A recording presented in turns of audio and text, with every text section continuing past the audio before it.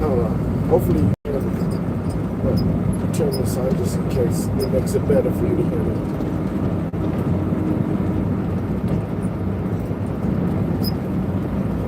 Okay, I don't know if this makes it better for you to hear me or not, but it is what it is. So, second round, third round picks are in. This is the next day. Today is round 3 of the Tampa Bay Buccaneers 2026 draft. I don't know what time it starts. Maybe it starts at 10. My Pacific time. Not sure. I know they usually start really early. It is really early for me. I'm at work because my job said that I had to come in mandatory. So I'm working. But I'll be off soon because I don't think I'm going to do a third load. Anyways. Draft happened, second round happened yesterday, second and third round happened yesterday, and wanted to come on here and talk about how I feel about it. Second round, man. Second round just completely killed the mood of the draft for me. It just completely killed the mood of the draft for me. So we got Josiah Trotter, Jeremiah Trotter's son from the Eagles.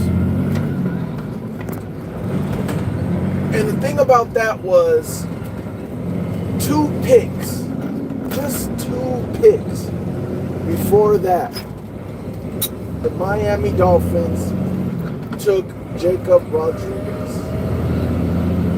And my soul was crushed. My soul was crushed. Big time, big time, big time, big time.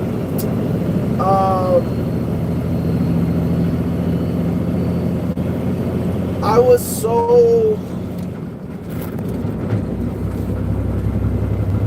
To be honest, it really didn't matter who we picked in the second round. I wasn't gonna be happy about it. Just the fact that we didn't get Jacob Rodriguez, I wasn't gonna be happy. Whoever we picked, I was just gonna just not feel the pick, you know. I wanted Jacob Rodriguez so bad, and the thing is that he was so close. Like if he would have went in the 3rd or the 4th or the 5th or the 6th pick or the 7th pick in the second round, then I would have been we really didn't have a shot. But just 2 picks ahead of us, I was like, I'm not gonna lie, I did not think Miami was gonna pick them. Miami needs so many things. What's the chances that they go linebacker? I really thought Miami was going to go wide receiver. I really thought Miami was going to go wide receiver. But they didn't. And I really thought he was going to follow us. I really thought we were going to. Now, would we have picked him? I'm not 100% sure if we would have picked him. I'm now that we got an inside linebacker in the second round, 2 picks after, I'm almost maybe 90% sure we probably would have picked him. But I'm still not 100% we would have. I mean, who knows? Maybe we would have picked Josiah no matter what the whole time. Who knows? No one really knows, right? But like I said, I'm about 90% sure we probably would have picked Rodriguez, but there's 10% that maybe we would have went with Josiah in the beginning and the whole time. Or if they were both there, maybe there's 2% that we would have traded back and been oh well, they're both there. Who knows? Anyways, we didn't get Jacob Rodriguez. Low-key killed the draft for me. Whatever, I was mad. We get Josiah. It is what it is. I end up going to spend some time with my daughter because, again, the draft was kind of killed for me after that. I was just like, man, I just, you know what? I'm not gonna sit here and wait for the third round pick. Like, I'll have the phone next to me, but I'm not gonna sit here and wait for the third round pick. I went and spend some time with my daughter. Plus, I was a little bit mad that I had to, you know, come to work today, the next day, right today. So I was just like, my mood was just in a bad mood. So then to find out we get Ted Hurst. Obviously, I don't know who he is. And then I'm like, okay, look him up. Okay, that's cool. Whatever. Mike Evans' replacement. It is what it is. That's cool. It's cool. Whatever. But day two was a killer for me. Now that I've gotten over the whole Jacob Rodriguez, you know, I've looked into it. You know, I looked into it a little bit yesterday, a little bit today. Now that I've looked into it, thought about it a little bit more, I can give the grade as far as day two. Day one, obviously A+. Day two,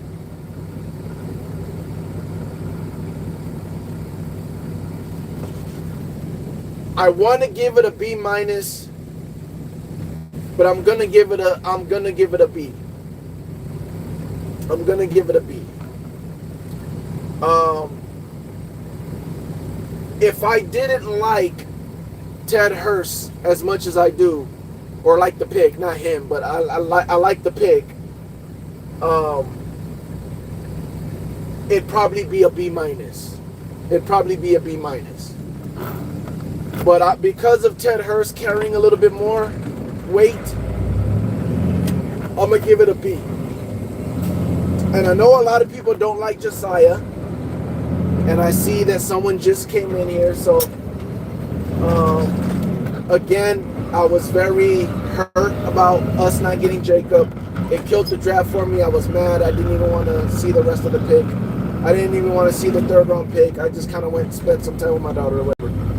But now that I'm reflecting and I, you know, did a little bit of finding out about Josiah, finding out about Ted, you know, I'm giving day two a B, not a B+, almost a B-. I kind of want to give it a B-, but I'm gonna give it a B.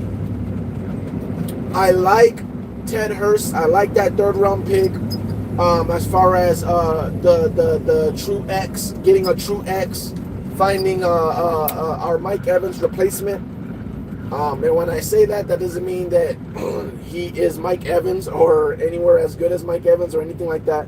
It just means the X position, right? The X position, the big body, the tall, big body, big red zone threat. And he's also a deep threat as well, which is nice. So, and he does what Mike Evans can do as far as the 50-50 balls. He's got a good, I think it was a 60-something percentage on 50-50 balls. So, and they're not just 50-50 balls like, oh, he jumped up and caught it. It's like, sometimes he's jumped up and caught it and there was no contest because he was just taller. The other times it's like, even with somebody grabbing his arms or whatever, he still comes down with it. So he's pretty good at the 50-50 balls, which is good.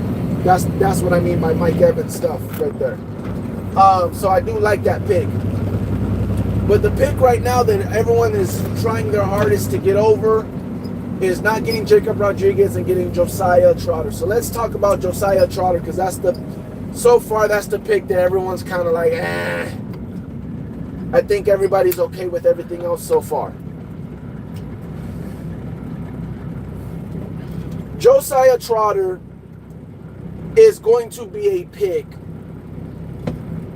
that, if it was a good pick, more than likely we won't know until like the 3 years down the road. We won't know until like 3 years down the road. If this pick pans out for us, meaning he ends up being one of the players for us, one of these guys, one of the cores, we won't really know until 3 years down the road. This guy barely just turned 21. only has 2 years in college of starting for 2 years in college. One, I think he was in college for 3 years, I think, but 1 year he was hurt. So I think something like that. So he's only had like 2 years of playing. He's very young, very green, very raw, but his instincts are off the chart. When you talk about going downhill and stopping the run, his instincts are off the charts. He's your prototypical Mike linebacker. He's an old school linebacker, right? Think Ray Lewis, think Patrick Willis, like old school linebacker. And I'm not saying he's Ray Lewis and he's as good or Hall of Fame. I'm not saying any of that, right? Think his dad, right? Jeremiah Trotter, that played for the Eagles. He's literally another one of his dad. He's his dad. Prototypical old school linebacker. See the run, get the run. See ball, go get ball. You know. Everyone's saying that he has a problem in coverage, so don't look for him to be this covering linebacker. As of right now, he's probably a liability in coverage, which has been the problem with the Bucs the last 2 years. That has been the problem. Last year more than ever because Levante was a problem in coverage. And Levante has never been the best covering linebacker, but he's a pretty good covering linebacker. And he just lost so much steam last year that he was starting to become a liability in coverage. And we already was a liability in coverage the year before because we didn't have no linebacker next to Levante. And then last year was even worse because now Levante and whoever's next to him, they both can't cover. We had no linebackers that can cover, basically. Now we got homeboy from the Lions. He's pretty decent at covering. We need someone next to him. Now, how much of a liability will he be if he's next to him? How much liability will Dennis be, Savassier, if he's next to him? I don't know. You got to remember, last year was really Savassier's first full year starting.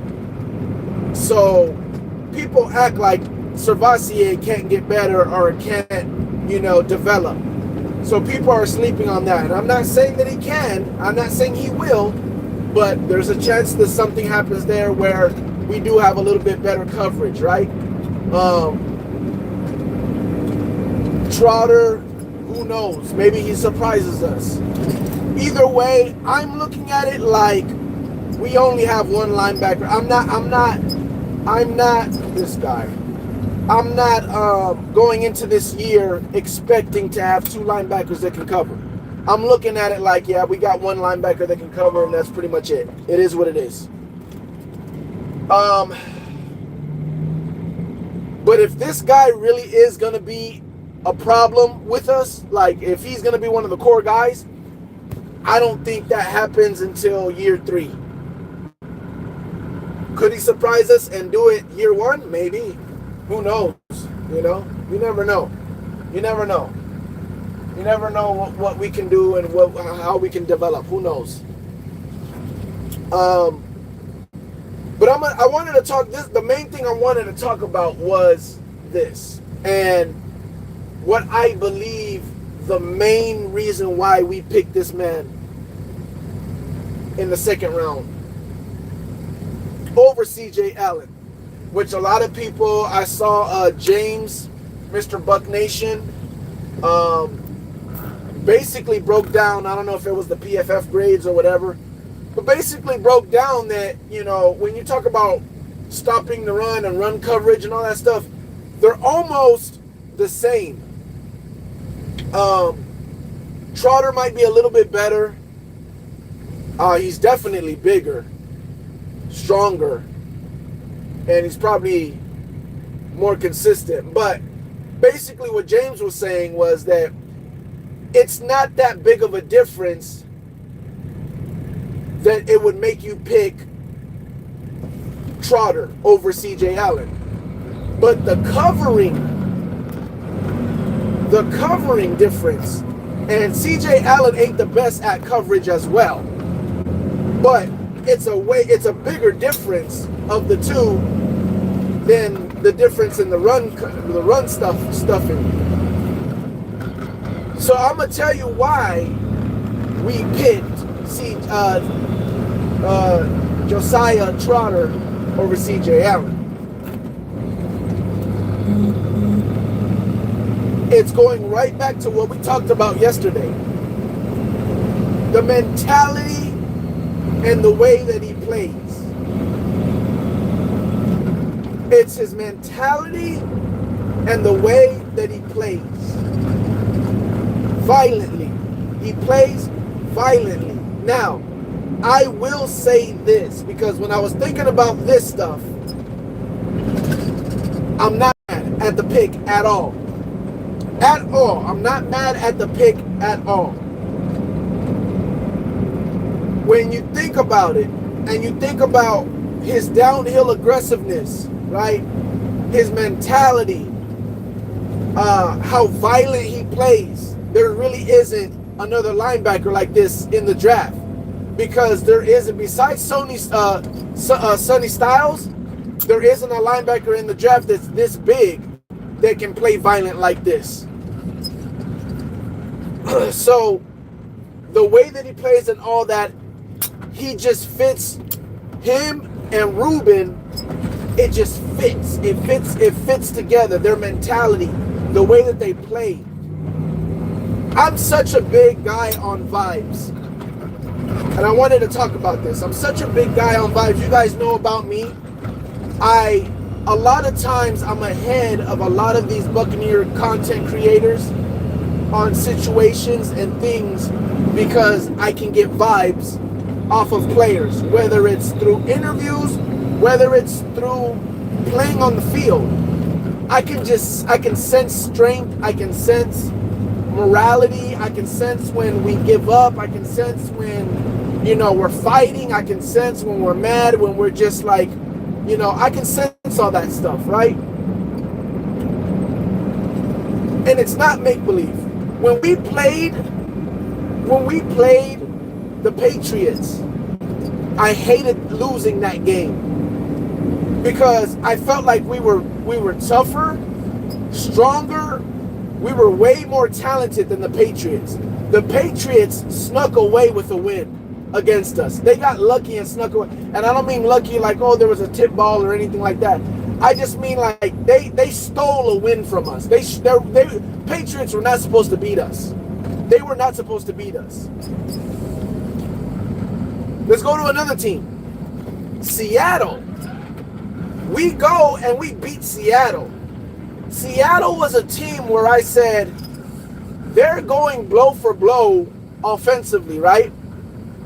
But they're not as talented as us offensively. They're not. I love their run. Don't get me wrong. I love their running back.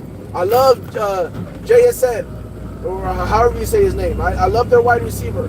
They're not as talented as us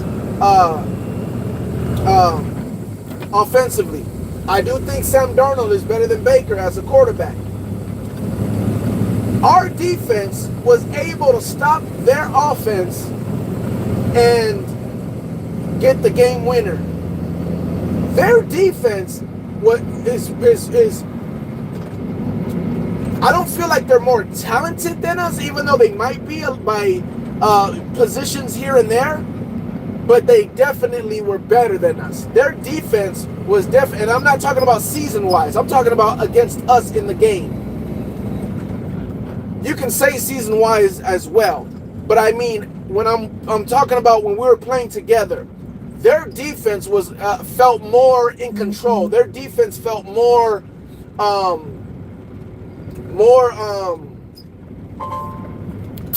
what's the word I'm looking for?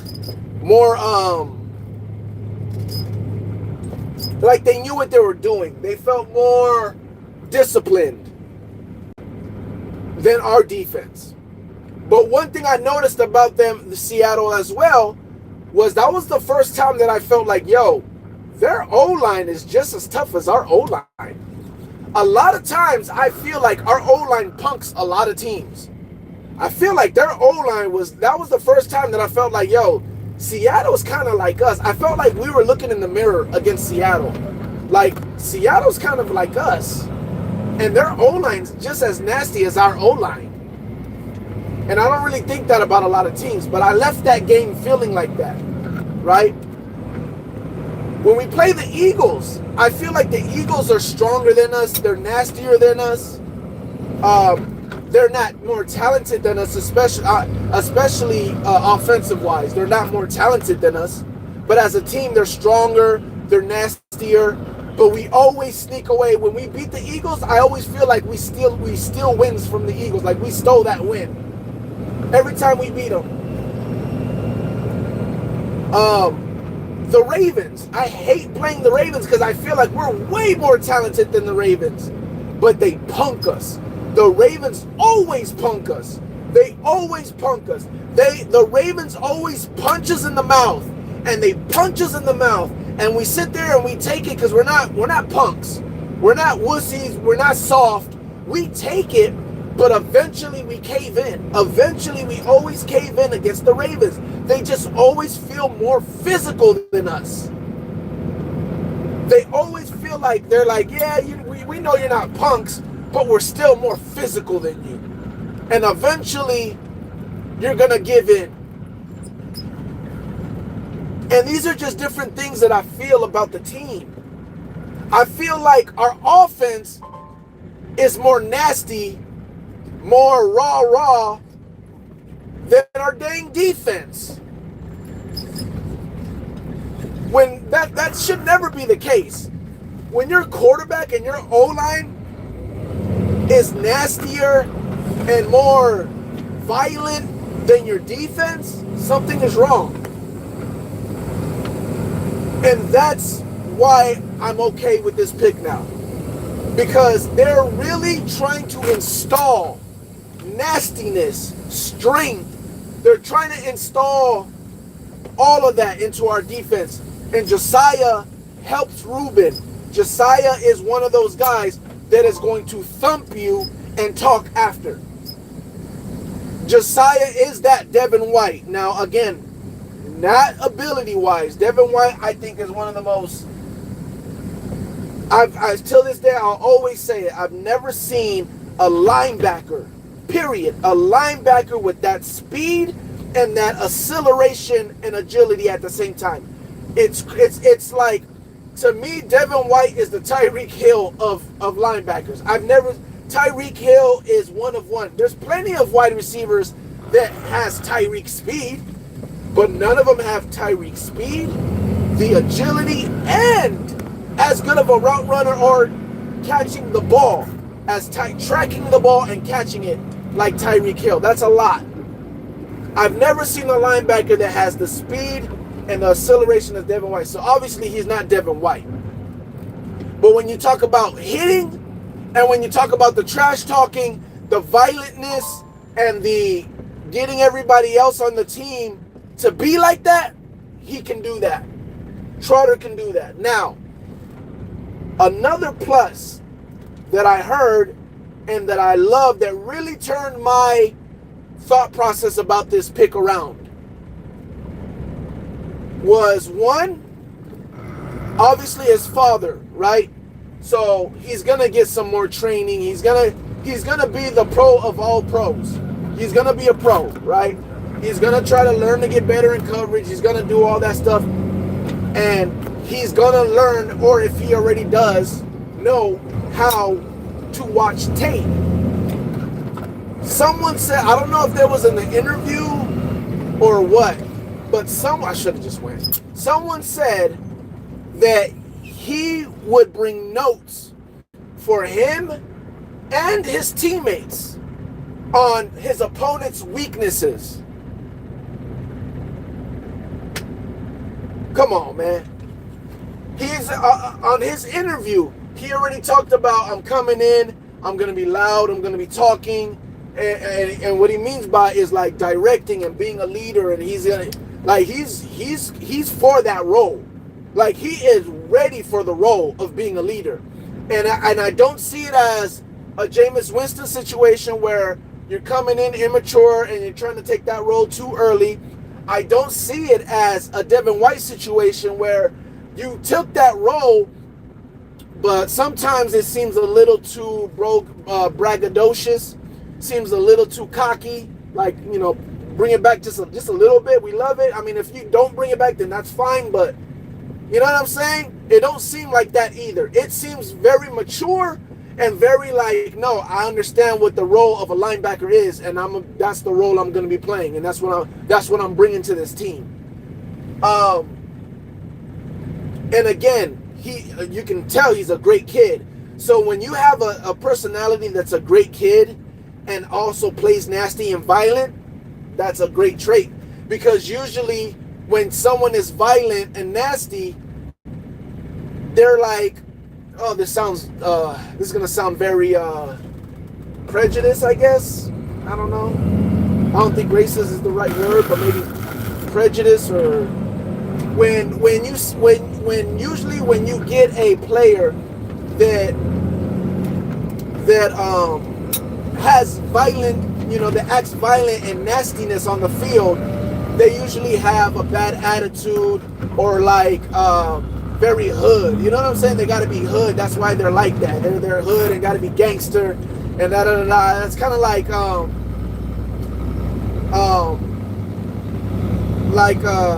what's homeboy's name from the New Orleans?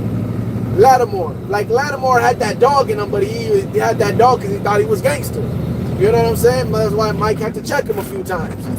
You know what I'm saying? Like, usually when you get someone that's a dog and that's nasty, it's because they think they hood and they think they gangster or whatever. But when you get someone that plays violent and plays nasty, and they're actually a good person, a good kid,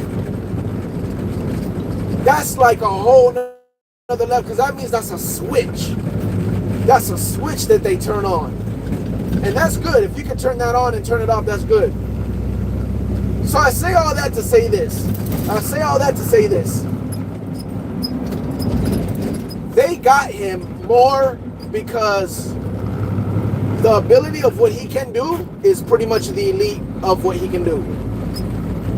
Plus, the locker room and the leader that he's going to be is going to be very detrimental to this new version of defense that we're trying to build. Not the team. Offense is fine. But this defense is being revamped and is being recultured, if that's a word or a thing. It's being recultured, it's being rebooted. And I love it. And another thing that I was thinking about that I kind of want to, you know, start talking to other people in the division, because I want to let them know this. Because a lot of times people in the division say, oh, the division's up for grabs, just because Carolina got it last year. Oh, the division's up for grabs. Anybody could win it, the division's up for grabs. And I low-key feel like I have to tell these people in the other divisions, yeah, it's up for grabs. It's true, it's up for grabs. When in reality, it really isn't up for grabs. The division is always going to be the Bucs to lose until everybody else gets better. Nobody else in the South is talented enough or good enough to say that they have a chance to win this division against the Bucs, unless the Bucs play down. But if the Bucs do what they can do, and everybody else in the division do what they can do, the Bucs are still ahead of everybody. The Bucs will still be a game or two, or maybe even three, ahead of everybody else in the division. The Bucs' ceiling is way higher than anybody else's ceiling in the division. So technically, yes, it's anybody's division if the Bucs don't play up to par. But if the Bucs play up to par, it don't matter what anybody else does. the division is ours. It don't matter what anybody. It don't matter if everybody else in the division plays up to par. We still gonna win the division easily, and that's the truth. And that's what I want to say. But I know if I say that, they're not gonna believe me. They're gonna think I'm a homer. They're gonna think that, oh, you're just saying that because you're a Bucks fan. You're not realistic. Da da da da. Whatever. That's fine. But what I will say now is this. As long as Jason Light is with us, and hopefully Todd Bowles is with us, right? Now, I will say this. In 2 years, shoot, after next year, in 2 years, in 3 years, my mind could be completely changed about Todd Bowles. I mean, it was almost changed last year about Todd Bowles. Almost. Not, it really wasn't changed. It was just more of a, I'm starting to feel maybe, because what happened last year was terrible. What happened last year was terrible, and the way it happened with the defense and what was going on in the locker room was kind of like, whoa, what's going on here? Do we need to make a change? Like, what's going on here? So we didn't, but if I get that feeling again, we might have, something might need to change. But as far as Jason Light, I don't think anything will change in my mind about Jason Light. I love Jason Light. As long as we have Jason Light, right? These next 2 years, I will humbly say that the division is open. But I have a feeling the way that we're rebooting this defense, that on that third year, we taking it back to where no one's going to be able to say nothing. We're taking it back to where everybody in the NFC is going to say, no, trust me, that's Tampa's. Ain't nobody better than Tampa in that division. Ain't nobody better than Tampa in that division. In 2 to 3 years, I have a feeling that the way we're rebuilding this defense, the way that we're retooling this culture in the locker room, it's going to be a problem. Now, maybe the Falcons or the Saints or the Panthers, maybe during that time they have risen to a situation to where they are actually rivaling us at that time. Who knows? I don't know, right? I will say this, out of all three of them, I'm watching the Falcons first, the Saints second, and the Panthers third. Out of all the teams, the Panthers are the ones that I feel like right now they're not. I feel like there's a moment where they go on the right path and then they're like on the wrong path. And then they're like they go on the right and wrong path. So I feel like eventually they're going to steer off. The Saints, I feel like there is a path, a big path for them to walk right down it. Will they walk down that path the right way with their coaching staff? That's the part that I'm worried about, right? Because I don't know if I believe in Kellen Moore yet. I don't know if I believe in their developing team yet. I don't know. As of right now, I feel like they got a big path that's wide open on them right now. That it's like, hey, I'm definitely watching the Saints. The quarterback might be the right one. I'm not saying he is, but he might be the right one. It looks good. So they got a path that could be it. But will they stay on the right path? I don't know. And that puts me with the Falcons being number one, because I definitely feel like they're getting players, man. They're little by little, they're getting players, and I don't like it. They're getting players. Now, the problem with them is they're having trouble finding the quarterback. That's a big problem to have. That is a big problem to have if you can't find the quarterback. None of it matters if you can't find the quarterback.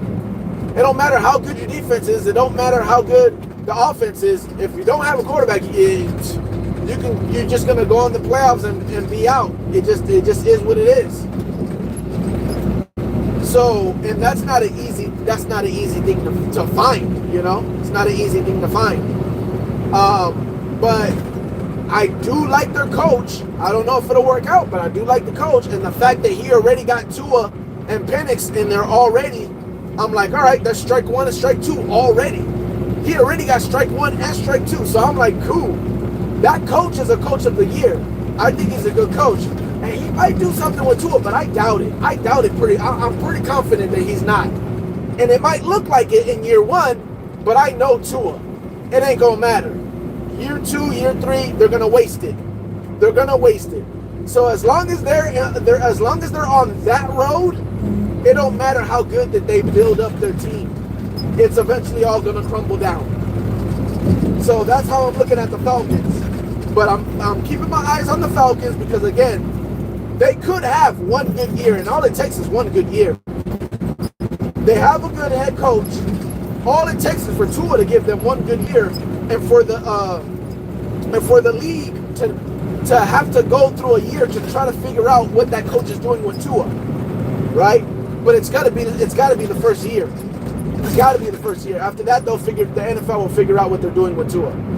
So that's why I'm watching the Falcons first, then the Saints, and then even though the Panthers have the highest floor, because that's how I look at it, the Panthers have the highest floor, right? We know what the Panthers are. And they could do some damage, but the way that they have to do damage, it's going to take a lot, and I just don't see it happening. And I still don't believe in Dave Canellis at all as a head coach. I don't believe in Dave Canellis as a head coach. I don't believe in their developing, even though I loved it what they did defensively, but I don't believe in Dave Canellis as a head coach. So, and like I said, the way that they're going to have to win if they want to go win a Super Bowl, because that's all that matters, or even win the division, it's going to be too much. Too much has to go right. They have to have too much assets, and too much has to go right for them to be able to get it done. So that's why I kind of have them at third. I kind of feel like you guys are already plateaued. You guys are right there, and you're not moving anywhere. You're not going anywhere. But that's how I feel about that. Day 2, I believe, starts in an hour. I'm pretty sure it starts at 10 my time. So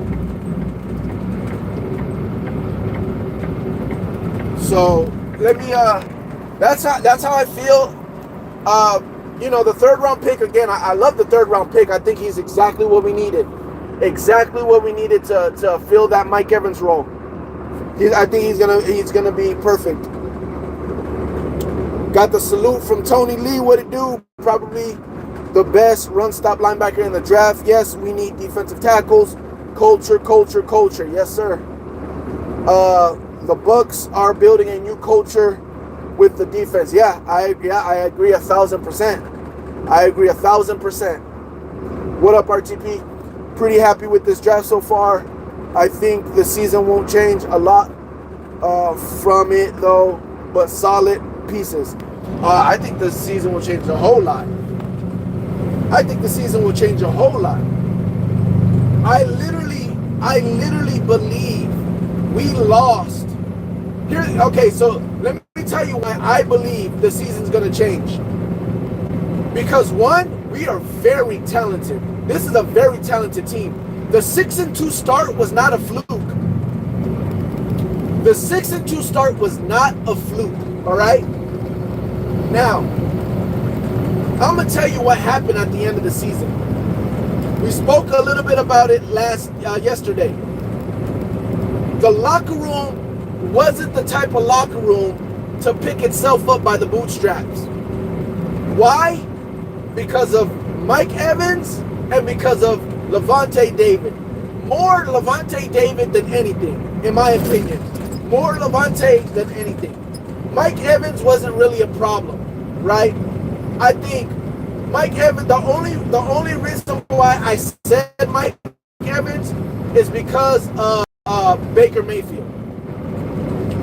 I believe now in the position where I've always wanted to wait for Jameis Winston to be in. And I've said this before, a long time ago. Jameis Winston is going to be the best quarterback when he can go to a team and everybody else says, oh, what up, OG? That's when Jameis can be his best. Now, I don't want Jameis as a quarterback because of other situations now. But I've always said that. I said Jameis needs to be on a team, and I don't think he'll reach his peak. I think Jameis will reach his peak when everybody else on the team looks at him like the OG and actually listens to him like, oh, he's the OG, let's respect him. And he don't have to try to get people's respect, because when he tries to get people's respect, it comes off corny. When he try to forces that leadership role. That's not the case with Baker. I don't think he tries to force respect or a leadership role or anything like that, or he comes off corny. I don't think that's the problem with Baker. But I do feel like now this is Baker's team. Now that Evans is gone, now this is Baker's team. Before, I felt like this was Baker standing in for Tom Brady. That's what I felt like. I felt like Baker was taking over Tom Brady's team. That's what it was. Even last year. I felt like last year he solidified I'm the guy, I'm the quarterback, right? Because the year before he was trying to be the starter. He solidified the starter. And then last year, being in the MVP race, he solidified the feeling of, no, I'm the Bucs guy, I'm the guy, but he was still the guy on Tom Brady's team that he was taking over. Now that Mike Evans is gone, and I know that Chris Godwin is still there, but it's not the same. It doesn't feel the same. It doesn't feel, Chris Godwin doesn't have that same shadow that Mike Evans has, right? Mike Evans has that, oh, Hall of Fame career. I got the 1,000 yards every year. Don't be the guy to mess up my 1,000 yards. Don't be the guy to mess up my resume type of feel to him. Chris Godwin doesn't have that feel to that, to the team. You know, Chris Godwin just has, I'm a weapon. That's it. You know, feed me the ball. That's it. He doesn't have that, oh, I have a resume, don't mess it up, make sure I get my touches. He doesn't have that feel to him. And I feel like Baker was feeling that. Not a lot, but it was there. It was there. He even said it the year that Mike Evans almost missed his 1,000 yards. Dang, I don't want to be the first quarterback that he misses 1,000 yards with. It was there. It was there. So that's why I include Mike Evans in it, because there's a little bit of that Baker, you know, felt that. Now Baker can be Baker completely, and Baker can, this is Baker's team. Now Baker can yell at all his wide receivers and say, I want it like this. Do it like this. I want it like this. Do it like this. No, do this when this happens. I want it like this is how I want it. Now Baker can do that comfortably with everybody. Remember, Chris Godwin was the guy that went to Jameis and said, how do you want me to run the route? You tell me. And Jameis was like, no, you did it right, you did it. And he's like, no, it don't matter if I did it right. If I'm right and you're wrong, that doesn't matter. You tell me how you want me to run the route. How do you want me to run the route? That was Chris. So Chris is different than Baker. I mean, Chris is way different than Mike Evans. Ted Johnson even said it, right? Mike Buka even said it, right? When you ask Mike Evans for advice, Mike Evans says, bro, you got it. Just do it the way you do it. You got it.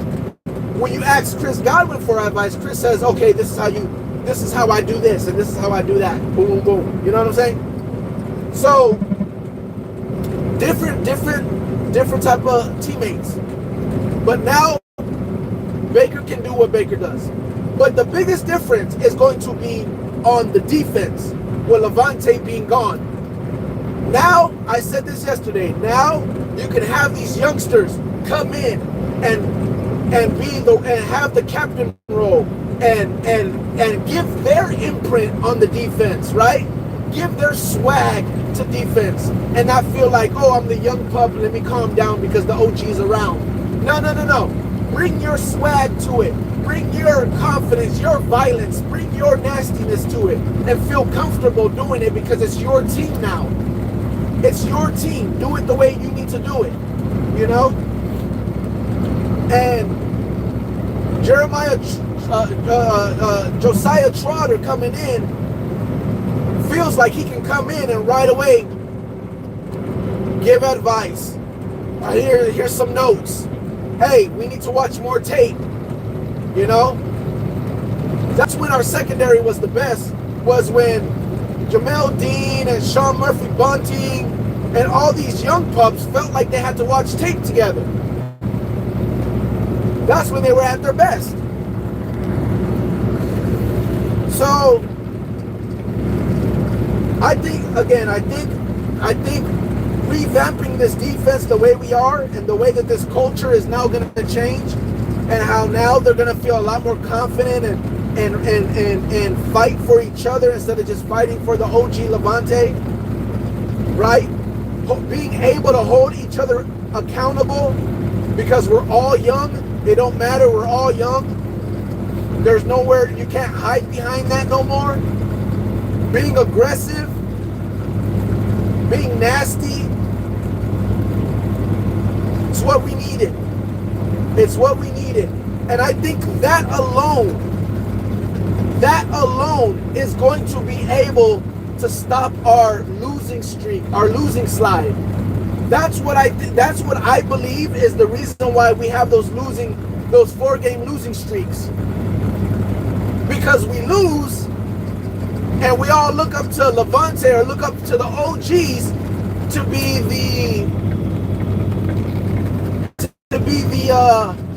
leaders and the people to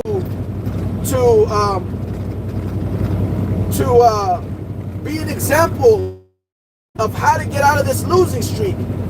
And all of our OGs are like, yo, I just do what I do. You guys just got to get better.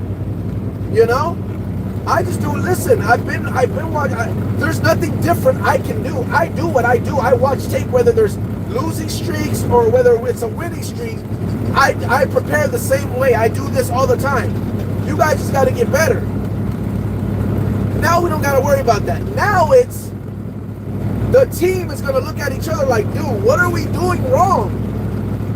Are we not watching enough tape? Because Mike Evans, he ain't doing it any different. I like that Levante, after this losing streak, he's just like, yo, just keep doing what we're doing. He not doing nothing different. Without them there, now you can sit there and say, you know what? I got to get better. What can I do? How much more tape can I watch? What if we watch tape together?